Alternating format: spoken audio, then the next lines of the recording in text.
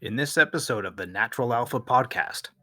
So, by sprinting uphill, you're creating less impact on the joints, but you're creating a greater demand for strength because of the greater range of motion that's required from the glutes. So, grass fed beef has twice as much CLA, 5 times as much omega 3s, and it's cheaper than grain fed crap beef if you know where to get it. So it's really the high intensity reps that matter, the amount of high intensity reps that matter. So every guy should try this training technique for at least 4 weeks and see what happens. Hey guys, welcome to the show. This is the podcast where we take natural biofundamentals and hacks and show you how to incorporate them into your lifestyle for supernatural results in things like health, muscle building, fat loss, and hormone optimization. So thanks again for tuning in, and now let's get to today's show. All right, guys, so coming up in today's episode, we're going to talk about the best cardio that actually spares muscle and may even build a little bit of it, where to buy your grass-fed, grass-finished beef, and a forgotten muscle mass building technique that, although it's been forgotten, still actually works like crazy, so stick around. Okay, so the first thing I'm going to talk about is cardio may be a bit of a misleading term because it's not technically cardio because you're not tapping into the aerobic system. You're still doing the anaerobic system or the glycolytic system at best. And I'll just get right to it. It's uphill sprints. So why uphill sprints in particular? Well, the principle is that you're moving your muscle as fast and as safely as possible, creating a stretch reflex without actually causing as much impact as you were, or as you would, just by with regular sprinting. It's because when your foot leaves the ground and goes up the hill, it doesn't have to come down as far because the hill basically meets your foot at that top level. When you're moving that quickly and you're creating a stretch reflex, you are training your type 2 muscle fibers. So these are the ones that actually respond to load or velocity, and they grow from either that load or velocity. And sort of the wisdom in it is, like I said, the SAID principle, which I've talked about before, which stands for specific adaptations to imposed demands. The body understands that it needs to keep muscle because it still needs to move quickly, and it needs to drop dead weight, and that dead weight being fat. That's sort of the training wisdom behind it, but the science backs it up. And if you get into the scientific data, you'll notice that with sprinting and other sort of HIIT training or high intensity interval training, there's something called the EPOC effect, which is exercise post-oxygen consumption. And sprinting, and if you do this, I'll talk about structuring it later, but you can be burning calories and burning. Hi guys, I just wanted to jump in and say thanks again for listening, or if you're watching on YouTube, thank you. It would really help me out to help other people if you would subscribe and leave a comment and let me know how you're enjoying the show and what other content you would like to hear. Okay, let's get back to the show. Fat for up to about 48 hours, maybe 2 days, maybe 3 days if you do a really good one, later. So you're burning fat for up to 2 days after your sprinting session, which is really cool, right? Be careful if you're out of shape though. I mean, any sprinting or any high velocity stuff, if you're just jumping into this, you're going to get hurt because that's where injuries happen, is particularly on high velocity things, particularly on the eccentric load. So if you're loading a muscle very quickly as it's elongating, that's when you're going to get pulled. So you definitely have to ease into something like this. Generally, how I structure this is with a general mobility flow warm up, then do 3 sets of increasing intensity, and then you're going to do 5 to 8 working sets with about 2 to 3 minutes in between each set. You do want to recover fully between your uphill sprints. You'll just get way more out of the actual sprint when you do it, and it also decreases your risk for injury.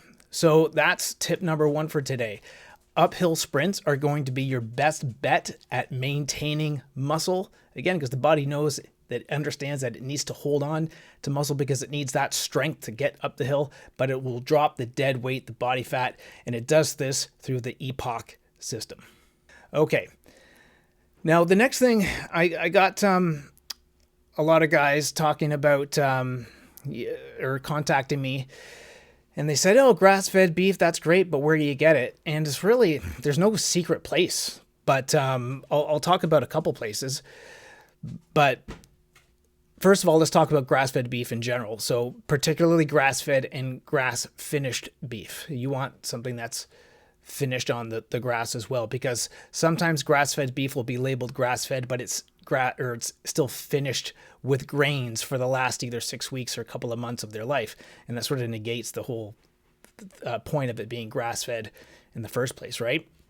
But the reason why we get grass-fed, grass-finished beef as athletes or just as people that care about our bodies is it because it has significantly more beneficial nutrients than its grain counterpart, right? It has 2 to 3 times more conjugated linoleic acid, and this is an acid that is vital in fatty acid oxidation, which is basically fat loss. So it has 2 to 3 times more of that than its grain-fed counterpart, and has up to 5 times more omega-3s, which is responsible for a proper inflammatory response. So for the inflammatory response to happen in its entirety in the human body, omega-3s are required for that. There's a couple places you can get this stuff online. ButcherBox is the most common one. So I ordered a ButcherBox from butcherbox.ca up in Canada. In the States, butcherbox.com. And it was great stuff. It tasted great. It came vacuum sealed. It was grass-fed, grass-finished. And they claim that the price is lower than what you would pay for regular beef, but I didn't really find that. After all the shipping and said and done, it still came to between $12 and $15 a pound, which is still really good for grass-fed, grass-finished beef. Don't get me wrong. And if you don't want to make a commitment to buy like a half a cow or a quarter cow, which is where I'm going next, then this is a great place to start. So butcherbox.ca and go for the grass-fed, grass-finished. But the next thing, do a simple Google search. Just type in grass-fed beef near me or grass-fed beef, and it'll come up on Google Maps. And there's tons of farms now doing it. There's tons of small local farms, and that's what I did, and that's where I bought mine. Where I live around here, that did grass-fed, grass-finished. They butchered it, and they sealed it, and they delivered. So I was looking for sort of an all-in-one, and it came to about $7.99 a pound, and that was Wilderness Ranch here in, I think they're in Mississauga, which is sort of a town that's near me. But really good stuff. I've eaten it. It tastes great, and it meets all the requirements that I recommend for grass-fed and grass-finished beef. But do a simple Google search, because then you cut out the middleman and you buy directly from the farm. You'd buy directly from the rancher. You support local businesses, and the price goes down significantly. Right? So that is my recommendation on where to buy grass-fed, grass-finished beef. Just do a simple Google search, find a farm, and buy it right from there. Okay. Last thing we're going to talk about is RestPause Training. So RestPause Training, or sometimes it's called extended sets, is what I believe is sort of been forgotten as a mass builder. And I've talked about high intensity training before, or heavy duty training before, with who made it the most famous, I would say, is the 6-time or 7-time, I think it's 6-time, Mr. Olympia Dorian Yates, who just was, famous for starting the mass monster era, and and how did he get so much muscle mass? And he basically did this heavy duty training, which was taking the set to failure and then beyond with forced reps. So his workout partner would help him up. So he'd go to failure on a set, reach muscular failure. His workout partner or training partner would then lift up the weight for him, and he would have to just slowly control the eccentric, overloading this muscle. And they did that for an extra 2 to 3 reps, sometimes more. But rest pause training is sort of something, it's like that, but you can do it on your own. So you'll take a set, you'll fail anywhere between 6 and 10 repetitions. You'll take 15 seconds and then pump out another 2 to 4 reps, whatever you can do. You'll hit failure again. And basically you keep doing that. You hit failure, wait 15 seconds, do reps till you can hit failure again, wait 15 seconds until basically you're at 1, and then you stop the set, and then that's your training set, right? Now, the principle of this that sort of goes hand in hand with the heavy duty training is the total number of high intensity repetitions. So those high intensity repetitions, it's always the reps at the end of the set that create the most micro tears in those myofilaments in the muscle, thus creating the most biological requirement for growth. Arnold even said it back in the 70s in the documentary Pumping Iron. I think he said it's the 10th, 11th, and 12th rep. That's what really makes the muscle then grow. That's my bad accent of Arnold Schwarzenegger. But all the other reps are just sort of getting you there, so getting you to that point, because it's not really feasible to just basically do one rep maxes all the time for, say, bicep curls or whatever muscle you're trying to grow, and you won't get a lot of volume in then doing it that way either. But Mike Mentzer, who was another great bodybuilder in the 80s, he did this. Dorian Yates, and it was created by Arthur Jones way back when. But anyways, you can basically do that with any body part or any exercise. I've implemented it into close grip bench press. Anytime I'm going for hypertrophy, I always try to make the range of motion bigger in that lift.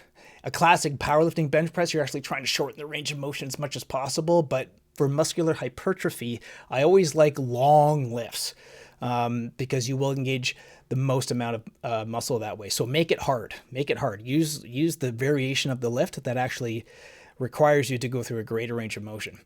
But that's how you do it. How I structure this is sometimes I'll pick 3 exercises.